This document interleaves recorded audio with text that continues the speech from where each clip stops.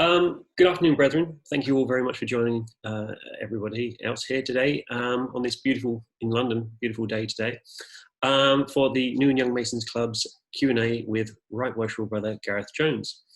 I'm sure it's going to be very interesting. Some of the questions submitted were interesting, so it should be a good day. The way in which it will work is I will feed the questions to Gareth. He will answer them as fully as he wishes, and then everyone will be on mute.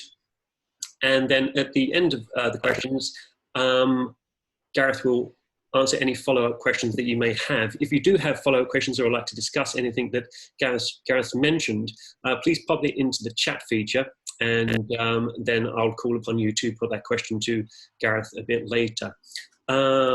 As I said in my email, it will be recorded. So if you need to watch this, or brethren, would like to watch it later, then that's fine. And it's not just going to be a one-way street. Gareth would also like to ask us one or two questions.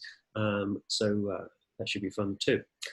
So without further ado, I'd like to thank Right Worshipful Brother Gareth Jones for joining us today. It's very kind of him to take some of his Saturday away from his family and join us. So thank you, Gareth. And I think we should kick off with the first question, if everyone's settled in.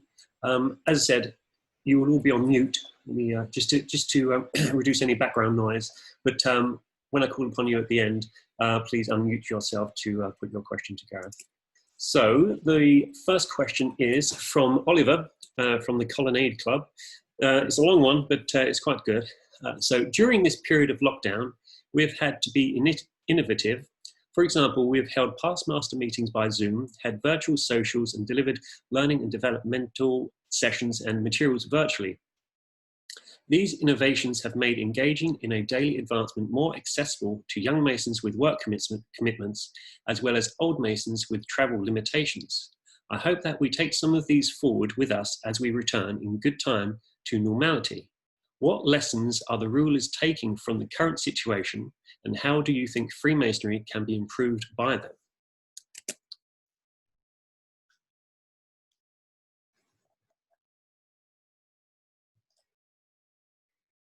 And that's over to Gareth. Okay, thank you, Ollie. Thank you very much, Ollie. A nice long question, and one that I've thought quite a lot about, actually, in terms of whether or not we should continue the practice of using remote meeting for certain things in future. Many of you will have had regular meetings with your lodges and chapters, and indeed maybe other networks as well, including your New and Young Masons Club within your own provinces, and no doubt have thought at the time, well, why don't we continue doing this? And that's not escaped our notice either. This year we held our Provincial Grand Committee meeting remotely. Indeed, Ollie was there. We had something like 240 attendees at the meeting. We did all the sort of business that we would normally do at a Provincial Grand Committee meeting. So we had presentations by the treasurer, by the charity steward, by the almoner, by the membership officer, etc., etc. We did some business, such as electing a treasurer for the fourth business, with regard to agreeing things like provincial dues for the year ahead. And it was all done remotely. It was all done within an hour. And at the end of it, I had a discussion with my executive and said, blimey, that was incredible, wasn't it? We've saved 200 people several hours of their lives. We've footprint of the province, and we've still got all the business done.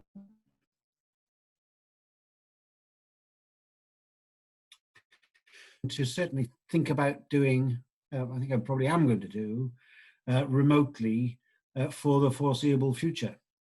And I know that a number of my lodges that have met remotely, and incidentally, we're getting more attendees at those meetings than we ever did at lodge committee meetings, occasionally more than we ever got at lodge meetings too. And you know, they are the sort of discussions that we can continue remotely for the foreseeable future. So I think it's a game changer, actually. And like all these things, you know, like all periods of significant upheaval, they force you down certain routes, don't they? And this is one route I think that is a game changer. It's going to continue for the foreseeable future. Before I finish up on this question and ask Mitch to give me a second one, he mentioned earlier that there was something I wanted to ask you all, and I'd be grateful if you'd perhaps via the chat facility let Mitch have your view on this question as well during the session this afternoon. You'll have all seen the pronouncements from UGLE and Supreme Grand Chapter with regard to restarting our meetings, or at least with regard to the lifting of the 4-month suspension that was imposed by the Grand Master back in March. You'll also have seen, as part of that, a number of suggested amendments to the ritual and some restrictions on what we can and can't do with regard to you know, our meeting times and places. And crucially, things like a ban for the moment on festive boards.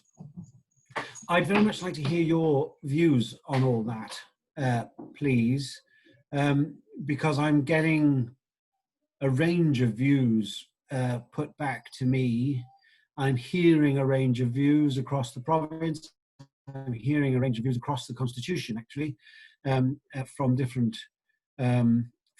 provinces. And I'd really like to know what the view of New and Young Masons generally is.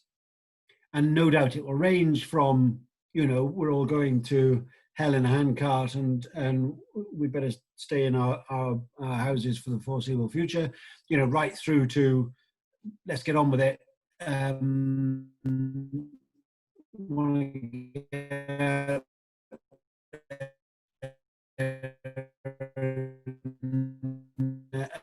meet again views, but I'd be really interested to know what you think, please. So maybe we could have a discussion about that.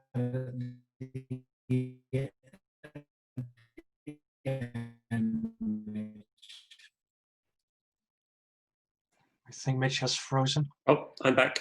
Yeah, I lost you a bit there. Okay, so next question is from Jason, Connell Club. Apart from an increase in membership retention and less paperwork, what is the one area you would like to see Freemasonry progress or develop more towards in the next 5 years?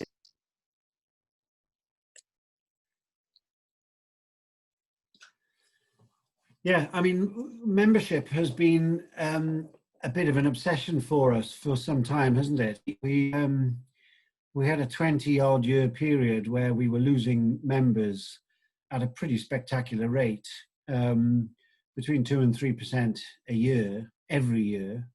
When I joined Freemasonry, which was in 1984, we had over 300,000 members. And as of today, we've got around 192,000 members. So you know, that period of decline, which, to be perfectly frank, wasn't noticed by anyone until around 2010, nothing was happening. And it was only at that stage when we started to realize that this decline, if we weren't careful, was going to become a terminal one, that we decided to start putting things in place, and a whole series of things happened. So membership will continue to be an important issue.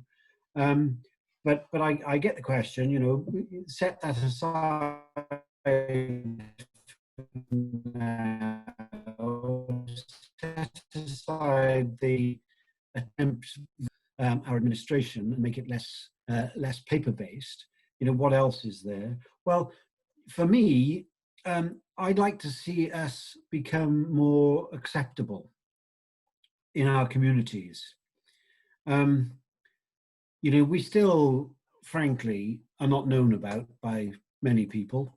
And those that do know about us, by and large, don't like us. And that dislike is born out of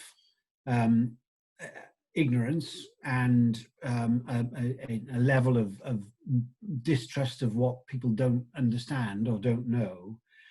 So I think the one thing I'd like to see is us become more acceptable, more known about. Our Masonic halls would, for me, be far more successful if they were more community facilities rather than just facilities for Masonic meetings, though of course that has to remain their principal purpose. And in order for that to happen, they've got to be better. Our Masonic halls have got to be places that you and your partners and your friends would want to go. And in order for that to happen, we've got to spend money on them. And in order for that to happen, actually, we've got to have fewer of them. So it's been my view for a long time, we've got far too many Masonic meeting places right across England and Wales. I myself have 23 in my province, some of which have only 1 or 2 units which meet there. The trick here is getting from where we are to where we want to be, because nobody wants their Masonic hall where they were initiated and passed and raised, and where their father, was a Mason for many years. Nobody wants that Masonic hall to be closed. So getting to a point of recognizing that we want to be more acceptable to our communities, that we want to be recognized as a force for good in our communities, that we want to be engaged with our communities, and therefore we want to use our facilities for communities to meet and to enjoy themselves more. I think is a big step forward for us to take, and it's believe me, that will not be easy, and that's going to take many years, because changing perceptions is a crucially difficult thing. Yeah. Well, the Grand Secretary, I think, is really making waves in that direction, isn't he? He's doing quite a lot of work to try and dispel those negative connotations and false ideas about Masonry. So fingers crossed we can continue with that. Yeah. The next question is from Paul, the Fleet House Light Blues Club. In an organisation which by its nature does not change much, what has been the biggest change during your time in Freemasonry? Thank you, Paul. Lots of changes. I mean, I mentioned earlier I was initiated in 1984. The whole sort of atmosphere, if you like, has changed very markedly. Well, let me go to the prosaic first of all. I mean, the ritual has changed a bit, not much, but it's changed a bit. So when I was initiated, the obligation that I took, actually contained the penalties that we now just sort of allude to. the atmosphere has changed because of relationships, and I guess that's, you know, that went along with the sort of death of deference in our society, really. So when I joined Freemasonry, you know, I'd have been terrified to even try and speak to a provincial officer, you know, let alone a grand officer or somebody more grand than that. I mean, it just didn't happen, and indeed they didn't encourage it either. You know, there very much was a sort of deferential hierarchy, which the barriers over which you did not step, because you know, that was seen as completely unacceptable. So attitudes have changed. The relationship between London and the provinces has changed hugely over the years, probably more so in the last 15 years than before that. So there was always a sort of bent arm relationship between London and the provinces, and that's improved hugely under the current program master and his team, you know, who have tried very hard to engage provinces in the decision-taking process. You know, there's far more consultation, if you like, with provinces now. Provincial Grand Masters are much more involved at that sort of decision-taking level. But the biggest change by a mile, I think, over my period in Freemasonry has been openness. So when I joined, you were not allowed to be asked to join Freemasonry. You know, you had to make the running to get into the organization. It was very much a closed book. Nobody really knew what Freemasonry was all about, which is odd, because you know, that had only really been the case since the Second World War. Before the Second World War, Freemasonry was very open, and people paraded, you know, in public in their regalia. They turned up at the building of significant public offices. There were newspaper articles about Freemasons meetings. Anybody, you know, who really was anybody in a community was a Freemason. And then from the Second World War onwards, you know, we went underground, and it was still underground when I joined in the early 80s. Openness now is just the biggest change I've seen. You know, it would have been anathema at that stage to have had things like senior Freemasons appearing on TV or on the radio, stalls and marquees at fetes and community events. Just would never ever have happened. The whole question of our being more open to encouraging people to apply to join us. You know, we all know, don't we, about the huge change that the internet has changed the way in which people can now express an interest, find out about Freemasonry, express an interest in joining, and then, you know, go through a process via which hopefully they will be found a lodge which will suit them.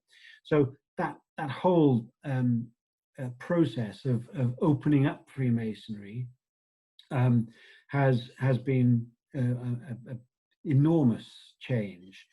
Though, as I sort of alluded to in the answer to my last question, yeah, you know, there's still a long way to go, because even though we've done all these things, even though you know, you can't really go to a local village fete or a agricultural show or whatever without seeing Freemason stalls, you know, people still don't know about us, and there's still an awful lot for us to do to put that right.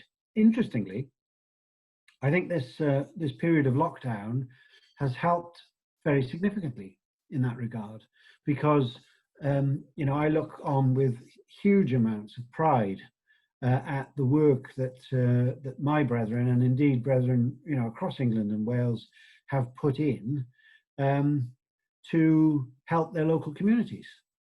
Little things, from helping friends and neighbours, doing some shopping, big things like providing meals for those more vulnerable in our community, helping homeless people, providing PPE for the NHS and for care homes and the like. You know, massive amounts of help, all of which has not gone completely unnoticed, actually, in things like local media, and I do think that period will, to an extent, help in the you know, in some of the issues I've described up till now. So yeah, I think this whole move to become more open has been the biggest change, but you know, it's work in progress. We've still got more to do. I was very surprised to hear you say that in the 80s and 90s it was still very much underground in England. But I agree that some of the things that the brethren have been doing around the country during this lockdown have been pretty amazing. Yeah. Next question is from Bob from our conference host club from last year, Leicestershire and Rutland Light Blue Club. Bob asks, if you could change one thing about the NYMC, what would it be? Thanks, Bob. Great picture of the Leicester Temple behind you there, Bob. In my view, the nicest temple outside London, possibly the nicest temple, including London. But it's a beautiful place. What would I change about the new? Well, first of all, let me say that the New and Young Masons Clubs has been an absolute revelation. I was involved in them from the very start, although of course the Connaught Club had been going for some time. It was really the only club around in the early days.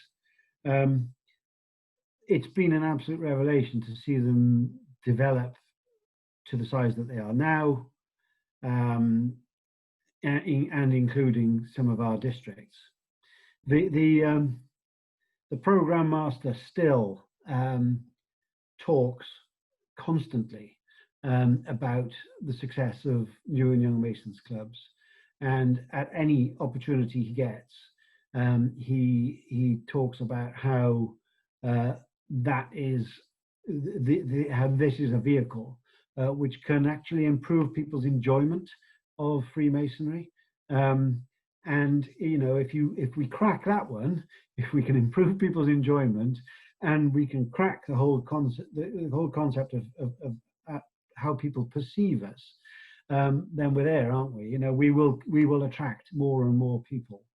And for me, although you know, New and Young Masons clubs are about enjoyment, you know, they are also, in my mind, about certainly retaining members, about the retention of members, but also about the attraction of new members too.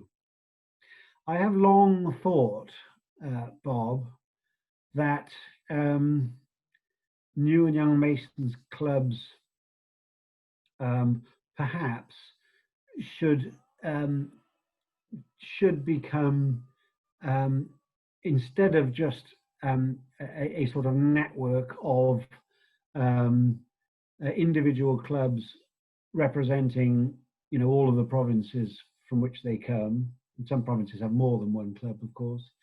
I think that, and I've always thought that they could do with an element of central coordination. You will recall, I know, that it's probably 4 years ago now, 4 or 5 years ago, I chaired a meeting of New and Young Masons Club representatives, where we tried to create a central coordinating body, central committee, if you like, which was not in any way intended to provide leadership or management of individual clubs, but which was there simply to provide that coordinated center, a central repository of information, if you like, one to which people could go to share information and best practice, a central body that could be more effective in liaising with UGLE and me as UGLE's lead. We were getting somewhere on that, and we didn't get there in the end. Since then, of course, the network of clubs has got much bigger, you know, in many ways, I think that sort of underlines perhaps a need for a bit more coordination. I entirely understand that individual clubs do not want to be, you know, controlled or run by some central body, and that I wouldn't want that either. For me, that would never be the intention. I simply believe that some sort of central coordination could help, and in particular help to individual clubs to have somewhere to go to learn from others. There's another question actually somewhere here about how clubs, you know, can interact better with each other. I'm not sure whether that's on your list to ask me. It's actually the next question. Oh, okay. Well, let me segue straight into it then, because you know, I think that learning from each other has got to be, you know, a pretty important element of everything that we do. You know, no good ideas are invented in one single New and Young Masons club. All clubs are constituted slightly differently anyway, and I know that a number of clubs, in fact, I know that the Colonnade Club in South Wales has been thinking about changing its constitution with regard to, you know, its membership, and has been looking at other clubs and how that they do things. So learning from each other has got to be important, and to learn from each other, you've got to engage, and to engage, you know, for me, yeah, Zoom meetings are great, but we're Masons, and isn't it lovely to have the opportunity to go and visit other clubs, go to lodge meetings in other provinces, see how things are done differently, have the opportunity to engage with members of another club, and you always come away from such meetings with at least one little nugget of something that you've picked up, you know, just, well, that was really good. I like the way they did that, you know. You know, when I visit provinces all over England and Wales, and indeed districts around the world, and there's not a time that I don't come away either thinking, blimey, I would never do it like that. I'm glad we don't do it that way, and sort of underlining the way that we may do it in my province, or more often, I really like the way they did X, and I'm going to have a go at that, because you know, that really may improve the way that we work. So I just think, as far as the clubs are concerned, more we can do to engage with each other, the better. And actually, this whole, you know, if I may link it to the point of central coordination, that may be something that a central coordinating committee could do, in terms of, you know, matching, or trying to match up, bring together clubs. You know, which of the clubs, you know, have a constitution which includes older Masons? I'm guessing not all of you know who they all are, but a central coordinating committee might know, and someone may be able to go to them and say, well, how does that work for you? Would that work for us? So 2 points, inextricably linked, I think, Mitch. Excellent, thank you. Yes, I agree with everything you said there. I think a committee would be extremely helpful for the group. And I'm sure you will receive my email yesterday or the day before regarding the group meeting that we're having next weekend to discuss that committee. It'd be great if you could all join. It'd be great, thank you. So the next question is from one of our newest clubs, but in Hong Kong, in one of our districts. It's from Daniel at the One Kennedy Club. The question is, how active of a part and how do you recommend the new and young Mason clubs in the NYMC club scheme share feedback to our provincial and district rulers to effect positive change in the craft to reflect the changing times in our fraternity? Yeah, thank you, Daniel. I'm sure all of our thoughts are with you guys in Hong Kong, and we hope very much that the political situation there does not have a detrimental effect on your Freemasonry. It's been great to have you as a member of this auspicious and august assembly, and having Hong Kong as the first actually district to create a club has been a wonderful thing. I think the whole question about how clubs interact with their provincial Grand Masters and provincial executives is there is no one-size-fits-all answer to this.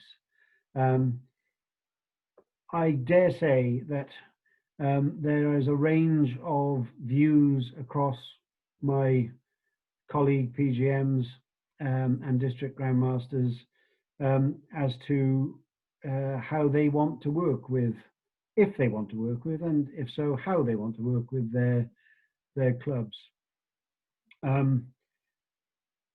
I think the days of PGMs being reluctant to allow a club to establish in their provinces have probably gone. Though I know that was the case in the early days in a number of provinces, and I think those provincial Grand Masters have seen the error of their ways, as it were, and have been convinced that they should be positive in their engagement with their club. How they do that is a tricky one, isn't it? I mean, there's lots of different ways of doing it. I consider myself a very strong supporter of my club, the Colonnade Club, but I don't get involved in the day-to-day business. I mean, that's a matter for the chairman and his committee and the members to take forward, and I watch what they do with great interest. I'm lucky enough to have been honoured to be appointed as their president, and I attend, annual meetings and enjoy doing so. But I certainly don't think that provincial executives should, interfere in any way with the clubs. I think they should simply provide the environment within which they can be successful, and that in the main involves being positive in everything that they say about the club, and encouraging people to join it, and giving it the space, to do things, and maybe asking its members to be involved as much as possible. As I say, there is no one-size-fits-all answer here. I happen to know that the District Grand Master in Hong Kong is very supportive of the club there, and so you Daniel are very lucky to have a supportive ruler there. You know, no doubt some are more supportive than others, but as I say, I think the days are gone when people were actively, you know, working against the establishment of clubs. I agree. I remember when I was on the Connaught Club committee, Met Grand Lodge, they were fantastic. They didn't get involved at all unless we asked. If we asked for some help, they were there straight away and helped us in any way they could. And I think, as you said, it's definitely changed in that I think everybody's on the same page now and supportive of the club within their province. But I think your relationship with the colonnade and your hands-off approach is definitely the way it should work. I have heard that there are some clubs, some provinces where they're very supportive, but maybe too supportive and a bit too trying to get too involved in the running of the clubs, which I think it just makes it messy and it just doesn't give the club committee confidence to do to run the club as they wish. So I definitely believe the hands-off approach is the way to go, and the way the clubs will flourish, because this is the way it's always been done, where some younger guys may find a different way to do something and maybe better. I mean, where that happens, provincial executive is getting a little bit too hands-on. Sorry to hark back to it, but the establishment of a committee of new and young Masons clubs provides, if you like, a more acceptable alternative power base, which has the authority of being acceptable to UGLE, and actually has the power to talk to the high rulers in UGLE. So I'm not suggesting that we should try and stifle provinces from doing what they want to do in their leadership roles, but certainly it would provide that sort of alternative, a bit of structure. Sure.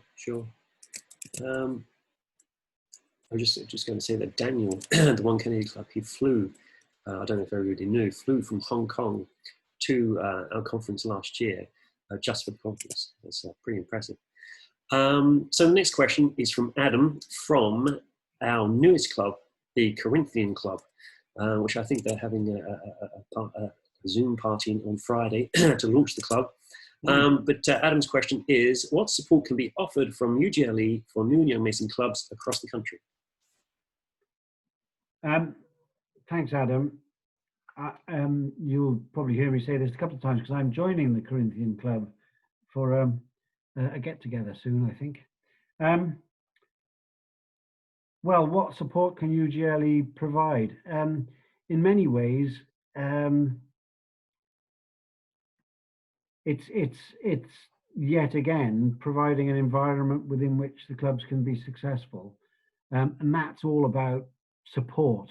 That's all about, it's the point I made earlier about the program master constantly, whenever he gets on his feet, and he's talking about membership, and he's talking about attracting new members. He always talks about new and young Masons clubs.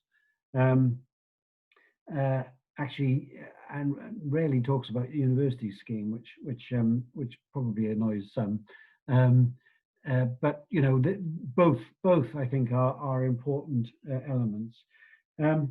Is there anything more that we can do? Well, I don't know is the answer. I think that's something that only you can tell us. If there are things that you think UGLE should be doing to make your clubs more successful, then please say, because this is all work in progress, and it's as time has gone on, UGLE has on occasion had to intervene, and I've sort of hinted at it already, but I may as well not dance around the point. There were one or two provincial Grand Masters who were being pretty obstructive about the establishment of a New and Young Masons Club in their area, and we found out about that, and the provincial Grand Masters in question, were spoken to convince them of the worth of the clubs, and I'm pleased to say that worked. That sounds good. Well, that was all of the questions to go through, but there are quite a few comments in the chat feature. Some of them are quite lengthy, so I won't be reading them out. You can ask your question yourselves. So the first one is Dan from the Fleet House. You mentioned that he thinks the Zoom calls are great for business and committee meetings, and we should use the tech to our advantage. I can't agree more with that. I can see, this is Bob from Leicestershire and Rutland. I can see why it was open, but I can see why, so it's the UGLE resumption. We can see why it was opened up, but the thoughts of changes to the ceremony devalue one of the most important parts of the initiation for me. Bob, do you want to go further with that, or are you happy for Gareth to reply? If I may, yeah, Mitch, thank you. Just so when the information came out, we shared some of it with our Light Blue Club, and we also had a Zoom meeting that night with my lodge, and I'd shared the information with them. Now, some of them, when I initially had shared it in our WhatsApp group, thought that what I was sharing was actually a joke, and I don't mean that to be dismissive, but that was the actual. They thought I was winding them up. So then when we actually discussed it in the evening, there was no one in our group, which comprised of about 12 of us, who was of the opinion that we wanted to go back to meetings where we would operate ceremonies in that way, and that we'd all sooner wait until we could actually go back in a to what we sort of know. And it's not because of the dislike of change, but for me, that bit in the, I'm not going to go into the detail, but in the first degree ceremony, at the point at which that you were brought back to life, I think it's one of the most important parts of my Masonic journey so far. I think to lose that is to lose a significant thing. Yeah. Can I just say to Dan from Fleet House, very sorry that your hard work in putting together a conference for this year is not now going to come to fruition, but we do look forward to coming to Hertfordshire, as soon as we can. And I know that the Program Master, I've spoken to the Program Master again about this.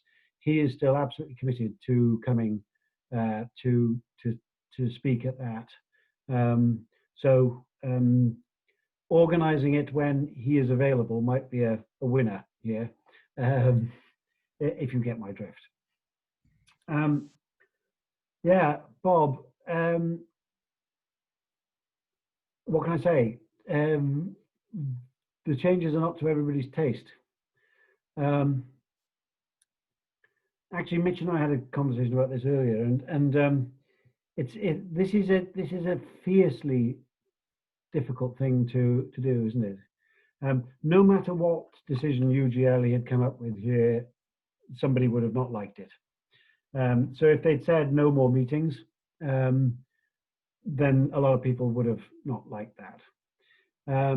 If they'd said no more ceremonies, a lot of people wouldn't have liked that. And many provinces have got significant numbers of gentlemen waiting in the wings to join. And what we don't want to do is have such a long period of time where we're not undertaking ceremonial work so that they lose interest. For example, in South Wales, since the start of lockdown, we have had and have interviewed and now have waiting for initiation 60 gentlemen who have expressed an interest via the internet as a result of, in most cases, what they saw us doing in the community during the lockdown period. So it's a challenge. I completely recognise that the changes, particularly to the first degree ceremony, are not to everybody's liking, and of course lodges have a complete right not to undertake those ceremonies if they don't wish to. My question to everybody that says this to me is, okay, so the answer really is for your lodge not to do first degrees. How long are you going to do that for? 6 months? 5 years? Who knows? None of us knows what the sort of future holds with regard to, you know, infection rates and, you know, the continuation of the pandemic within which we're all having to sort of struggle along at the moment. So it's perfectly legitimate to say, no, we're not going to do first degrees for the moment. But I do think that lodges are going to have to keep that, you know, decision under review, because we can't do it like that forever, and there isn't going to be a moment in the foreseeable future. In fact, there isn't going to be a moment ever when one day it's not safe to meet, the next day it is 100% safe to meet. It's all about risk management, isn't it? So yeah, thanks, Bob. I you know, your views are pretty standard, actually. I haven't met many people that have said, "Oh, I really like the changes to the first degree ceremony. That's brilliant. We're going to do that forever now." That's not a view that's been put across to me. But it is an attempt to allow people to undertake ceremonies in a safer, you know, and more secure way. We've actually got a comment from Shahid from the Colonnade Club. Would you like to put that to Gareth, or how new and young Mason clubs can help?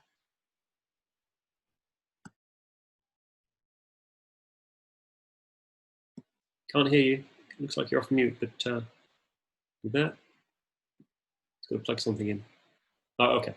Shahid, he mentioned no problem with the connection to Swansea. That's the problem. He said he's happy to get back out there and meet, obviously following the guidelines. I'm concerned that if elderly brethren or those with health conditions cannot attend, then lodges will look very empty. I feel this is where new and young Mason clubs can come through and step into the roles to help lodges get through those ceremonies. Yeah, that's a really good point, Shahid.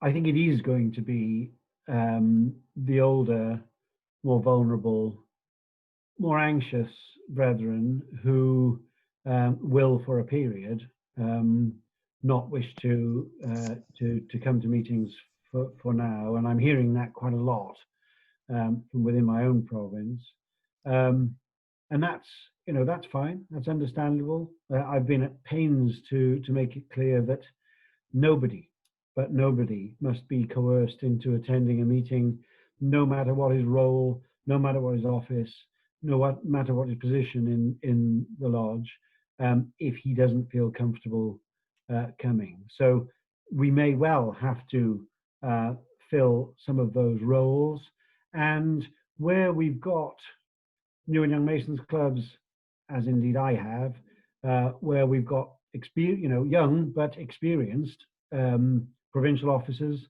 and past masters, such as Shahid, then yes, it may well be that we will be wanting to ask a number of them to help out in terms of trying to allow lodges to sort of get through their normal business.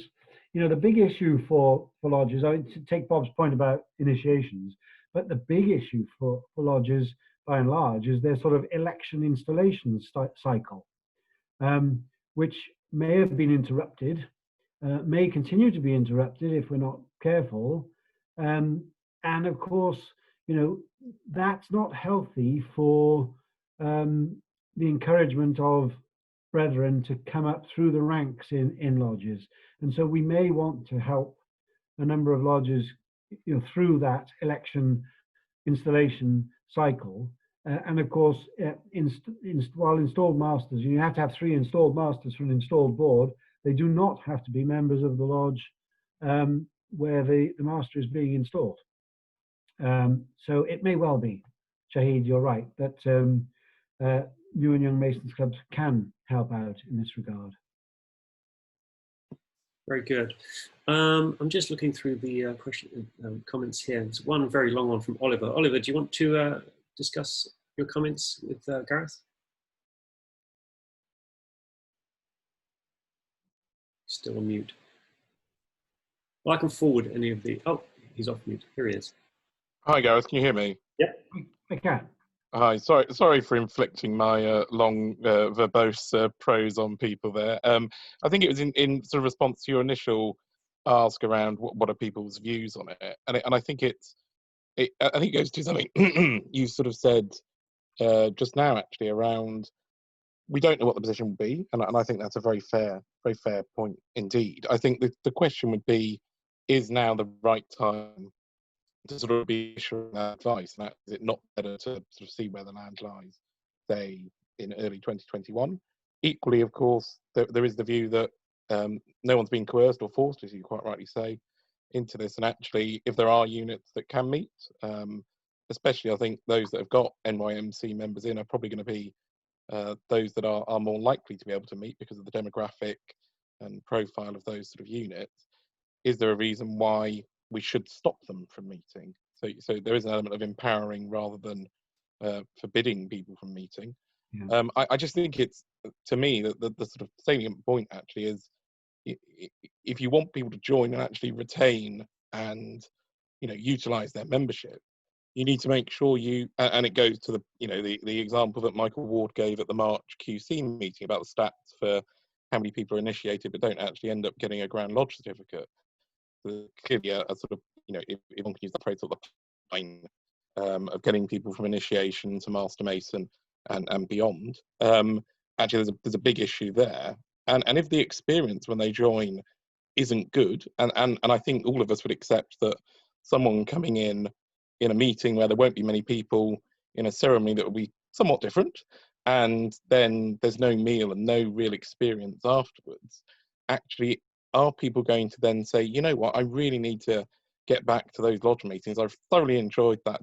You know, I just think that we may sort of end up shooting ourselves potentially in the foot by rushing back, by giving that sort of half the experience rather than the wonderful experience that hopefully all of us had when we were, well, we probably did, because we're still involved quite actively in masonry, and I think that's my slight concern here, and I think, you know, the reason why a lot of my sort of lodges are looking not to rush back to doing ceremonies and especially initiations.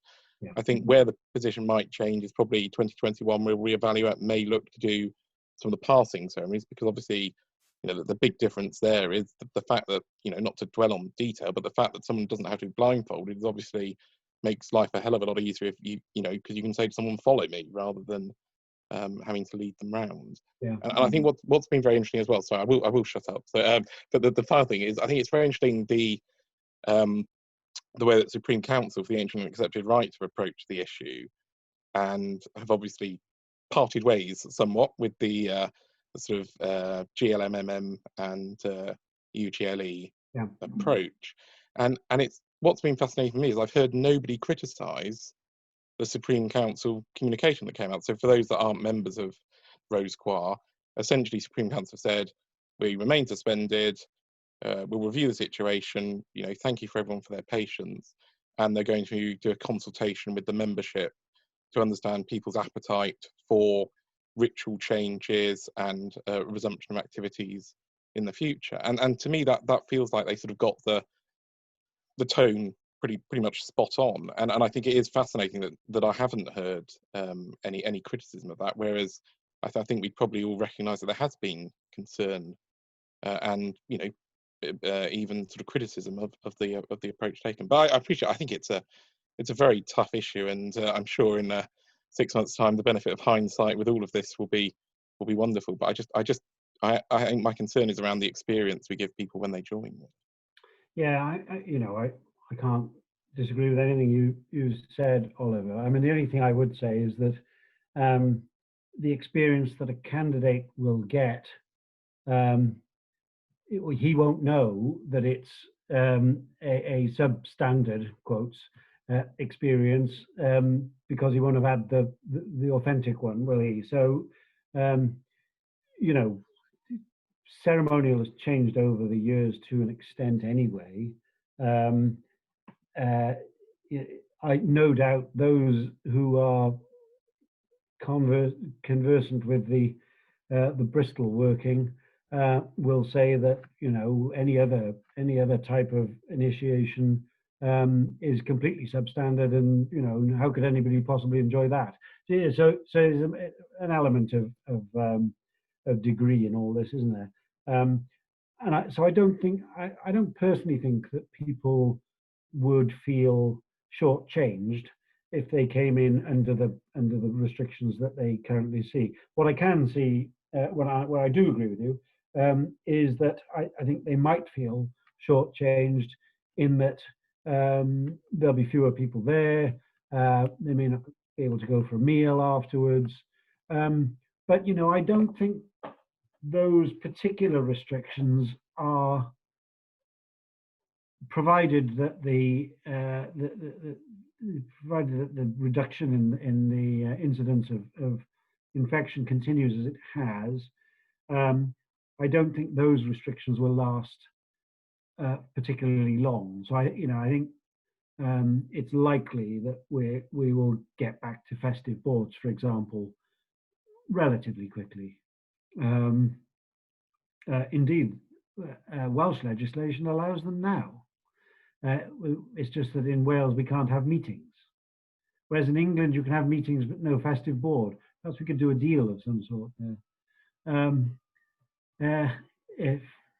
Who knows? I think only where you are absolutely right, or is to say only time will tell. And you know, in due course we will look back on this and say this was either a monumentally appalling decision or absolutely the right thing to do to encourage people back to their labours. Thank you, Oliver, for your question. I've got a good one from Dennis from LBC regarding the US and Canada, how they experience their Freemasonry. Dennis, would you like to put your comment to Gareth? Hi, Gareth. It was just building on your statement and the openness that we now seek, which is a departure from the 80s, 90s, and post World War II. And on my travels through the US and Canada, I noticed a completely different attitude, especially in smaller communities, where the Masonic Hall is in the middle of the town. You'll see it when you enter the town limits. You'll see there, you know, the Masonic sign, and people are very comfortable to wear these things. I met a number of brethren on my travels just because they were happy to share some form of external sign. The other thing I've noticed with the Shriners, for example, in Canada, is they also have like a child movement, like a scout type Masonic family. And my question to you is, what, you know, if you think about the future development and the engagement of younger and non-initiated members, what are your views here? What could be a prediction from your perspective here in UGLE land? I mean, it's interesting, Dennis, what you say. The openness in communities in the States and Canada, and indeed in some other countries, is down to the fact that they are family affairs, they're family occasions. You know, people, the whole family gets involved to an extent, and although we're moving sort of in that direction, we're moving rather glacially to it, aren't we, in England and Wales, and the reason for that, I think, is the point I made earlier about where we were going underground. You know, we've taken the step out of the sort of underground position we were in, but we haven't yet moved away from it being, you know, this is the realm of the man of the house, or in some cases the men of the house. You know, I mean, we have not yet got to the stage of welcoming families to everything that we do. I mean, I've been to meetings like you, no doubt, where you know, after proceedings, the festive board dinner, even parts of the ceremonial, you know, the rest of the family turn up. And indeed, even in this country, there are a number of provinces now where at provincial meetings, families are welcomed. They come in, they see, you know, the dad or the granddad or whoever it may be being invested with his collar. And, you know, that maybe not to everybody's taste, but, you know, frankly, it is a move towards that sort of openness environment that I was talking about earlier, and you know, a better way to engage people and to stop people actually thinking that we're just strange people that dress up and do some weird ritual behind closed doors, and you know, come home after a few glasses of wine. Nice though that sounds at the moment, I must say. But yeah, you're spot on. It's a very different atmosphere, isn't it? You know, the old to be one, ask one, you know, environment in the States. I forget the name of the kids movement in the States. At the Mole Society, I think it is. Yes. The Mole, thank you. Yes, it is indeed. At the in the tercentenary celebrations, my wife and I spent 3 or 4 days up hosting grandmasters from other constitutions, and we were lucky enough to be sitting with the Grandmaster of New York and his wife. The Grandmaster of New York doesn't live in New York. He undertakes a 4.5 hour round trip to get to every lodge meeting because he lives out in the sticks somewhere up there. But he was telling me all about you know, the way in which that works, and the Demole initiative works too. That's very just, sorry, just on that social cohesion. When I was in the Canadian Museum of History, or National Museum, there was a whole section attributed to Freemasonry when they first came into the Promised Land, and they provided healthcare, social welfare, and education. And as this COVID-19 scenario has brought that back here to the fore again, our purpose that we used to have, you know, all these centuries ago. Yeah. Well, you know, the founding fathers were very committed Freemasons, and actually were the ones that set the tone for Freemasonry for many years. Thank you. I've been to a few meetings actually in the States. It's funny that I went to one in Manhattan, New York, and one in Washington. The guys in New York, it's a different type of American, New Yorkers in Washington, D.C. The New Yorkers, I emailed a few of them the next day and said, lovely to meet you. Thank you for hosting me. It was great meeting. Didn't hear a single thing from them. When I went to a meeting in D.C., I emailed a few of the guys that I met there. Everyone got back to me. This was 5 years ago. And I still speak to them, send a message to their secretary at Christmas, say, you know, give my best wishes to the brethren at Christmas. And very different. And next comment, a couple of comments from Andrew from the Colonnade Club regarding the potential committee. Andrew, do you want to discuss?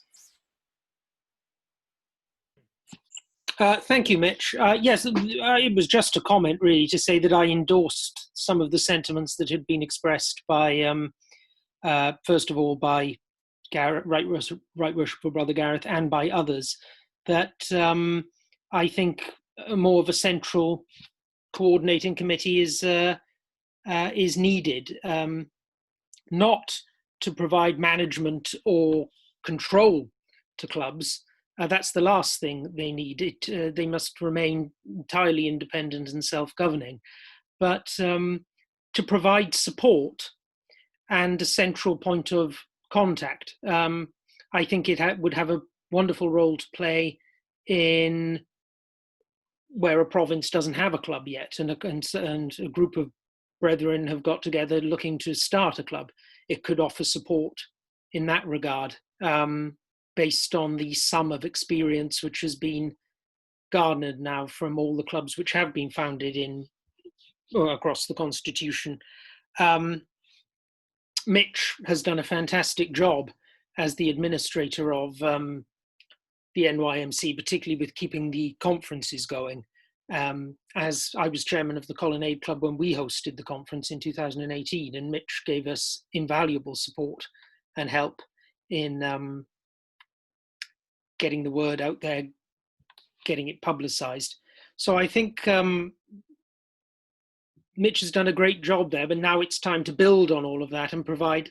I think what the NYMC needs is just a slightly more defined structure and sense of identity. And yeah, a central coordinating committee could go some way to helping with that.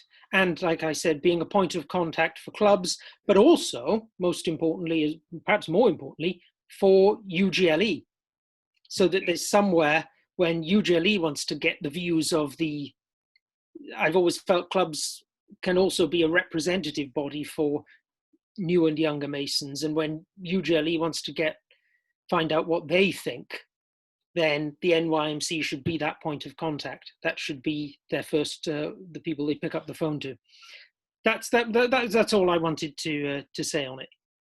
Thanks, Andrew. Yeah, and it struck me as well, listening to you, that I agree, Mitch has done a sterling job, but, you know, he's got other things in his life, including a very young baby now, a dissertation to finish by the sound of it, and you know, what's that thing? Work, that's it. I remember it well. So he's only got so many hours in the day to do things. And just looking around my screen here, we've got 16 participants. That includes me. I reckon there are 8 or 9 clubs represented here. I just wonder whether a central organizing committee, all of whom had a little task to do, you know, all of whom would be bought into the concept, could do even more to spread the word and get more engaged in events like today. Yes, I completely agree, and thank you for your very kind words, Gareth and Andrew. It's been a pleasure to assist with the New and Young Masons clubs. As I said, we have a meeting next week, so to try get your thinking caps on to try and think of how we, if we do all agree to create that committee, how we coerce people onto that committee, and the roles that we might need on that committee. We'll discuss it next week. West Lancashire, the Corinthian Club, Neil. West Lancashire has 141 gentlemen waiting as PMO and are holding monthly keep in touch meetings to keep them interested. Neil, do you want to talk about that? It sounds very good. It's a good idea.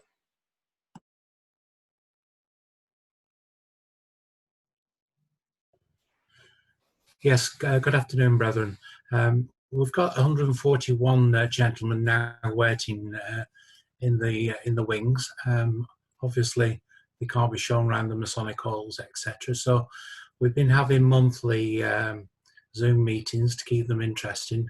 The next one's on Tuesday night, where Provincial Grandmaster Tony Harron is to attend, along with the Provincial Grand Mentor, who's going to give them a talk about various things.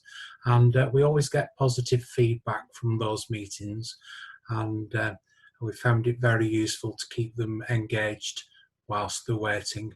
And I don't see them stopping anytime soon. Now restrictions have been lifted, because certain Masonic halls in West Lancashire are not opening till the 1st of November at the earliest. So even if we wanted to get back at it, we're not, because the hall's not opening. So we've got to keep these gentlemen interested. And as a fairly new, well, yet to launch next Friday, when RWBro Gareth Jones comes to launch our club, we are born out of two previous light blue clubs, the Chorley Blues Brothers and the Leyland Lights, which have attended 2 of your new and young Masons conferences in the past. All our younger brethren are getting really behind it now, and we're looking forward to a virtual launch with Gareth on Friday. Thank you. Thank you, Neil. You made a couple of interesting points there. I'm aware of some other Masonic halls, not necessarily in my province, but around the country, that are saying that they're not going to open. That leaves lodges and chapters that meet there in a very difficult position, because they can't just not meet. And I've just seen actually a Q&A that's come from the Grand Secretary's office now, which makes it clear that lodges who are due to meet, now that the restrictions have been lifted, and in halls where the hall is not proposing to open, have to make an attempt to find alternative premises for the lodge to meet. So that's going to cause some difficulties for your lodges. But I do take your point, and your main point, Neil, about keeping in touch with prospective candidates is a really, really good one. And I hope all provinces are doing that, frankly, because we really must keep people's interest going, particularly if there's an even longer period before we're able to initiate them, because otherwise they will lose interest. And actually, the more we keep in touch with them, the more we're going to show them the sort of people that we are, and that we're the sort of organisation that they want to join. Interestingly, too, a little spin-off from the lockdown period and various meetings that lodges that have been having remotely, is that not only are they trying to keep in touch with new brethren, but they've managed to, in many cases, get in touch with brethren who perhaps haven't attended for some period of time, a long period of time in some cases, who have started to re-engage a bit via these sort of remote means. And we may find, I hope we do find, that we'll be able to welcome back into our fold, on a more sort of traditional basis once that can happen. So yeah, well done for doing that. I mean, it's certainly very good, and I'm sure Tony, whom I know very well, will be excellent at keeping their spirits up and making sure they feel welcomed. And I look forward to joining you next week. Tony will be with us on Friday night as well. So good. Excellent. We just had a comment come through from Oliver regarding Neil's ideas. Oliver, would you like to bring that up? Sorry, yeah, I appreciate you probably don't want to listen to my voice again, everyone. It was just on Neil. I think it sounds brilliant what you've got there in West Lancs, and I think it's a really nice position to be in, isn't it? We're having such a large number of potential initiates, sort of eager beavers who are keen to come in. And it was just, I think, to pick up on some of the comments from earlier, just have you got any sense from them? Because I know we're sort of talking in the abstract, we've all been through an initiation, we're all members, we're all fairly long in the tooth of varying lengths, and it's sort of like, in terms of that sort of focus group, effectively, have you picked up any sense from them, a preference to waiting a bit longer to be initiated, or actually that they're sort of keen to come in, even if that means a sort of modified ceremony. Because I guess my sort of comments are all coming from a real personal bias, I guess, and I'm not really the target market for that sort of initiation ceremony anymore. So it would be fascinating if you have picked up anything from that. Well, I'm probably the one person on this call that's the longest in the tooth, because I was initiated in 1980. So I'm coming up to 40 years in Freemasonry in October. So I'm neither young nor new. But I have picked up from talking to them that whilst they are anxious to be Freemasons, they are all prepared to wait for the right time and the right ceremony.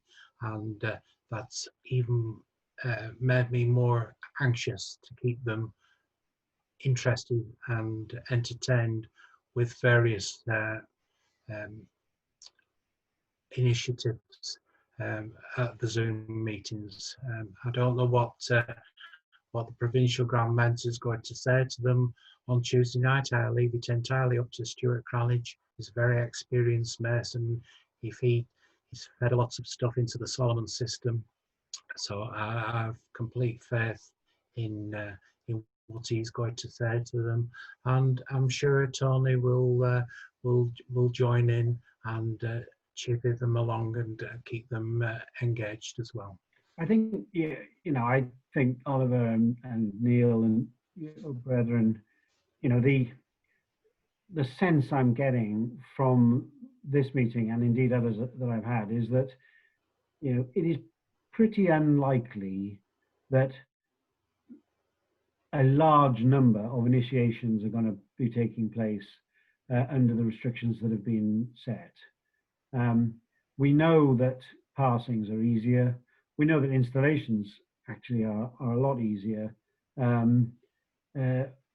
We've taken the view, I was involved in my role as third Grand Principal, I was involved in decisions around the Royal Arch. You'll know that we've taken the decision there not to have exaltations while current restrictions apply, because we just think that the impact of that ceremony is such that losing it to too many restrictions will just lessen the impact to a far too great an extent to make it enjoyable for the candidate. And it sounds very much, from what I'm hearing, that while some initiations will undoubtedly take place, it's unlikely that there'll be large numbers, and that's the sort of feeling I'm getting from today's meeting as well. Yeah, I agree. It's a sad time, but fingers crossed something happens soon with a vaccine or miracle. If it's okay with you, Gareth, shall we start to wrap up? Of course. Yeah. We do have one. There are a couple of other comments on there, but what I'll do is I'll forward all these comments on to you. On the lighter note, there is a comment here regarding your founding fathers and their dedication to Freemasonry from Samuel from the Leicestershire and Rutland, and yet not a single song about Freemasonry in Hamilton. True. Okay, I'd like to thank you, Right Worshipful Brother Gareth Jones, for your time today and for your insight, and it's been very interesting for me, I'm sure for everybody else too. I'm sure everybody else is thankful for your time. And I'd just like to mention that on the 9th of August, we will have a workshop, New and Young Masons Club's workshop on branding and marketing your clubs. Which I think will be very interesting. We'll have a speaker running that workshop who's actually in this room with us at the moment. His profession is Dan. What's your actual title? Because I know you received a big promotion recently. I am currently the head of design for the National Lottery, or Camelot. There we are. The way you want to spread the brand. I'm sure we'll learn a lot about creating good promotional materials, engaging promotional materials, and to market our events effectively. So Brethren, thank you all very much for attending today. I hope you enjoyed it. I've had a great time, and if you can make next week's group discussion, that would be good too. But until then, thank you very much, and speak to you all soon. Thanks, Mitch. Thanks, brethren. Lovely to see you all. Stay well. You too. Bye-bye. Thank you. Bye.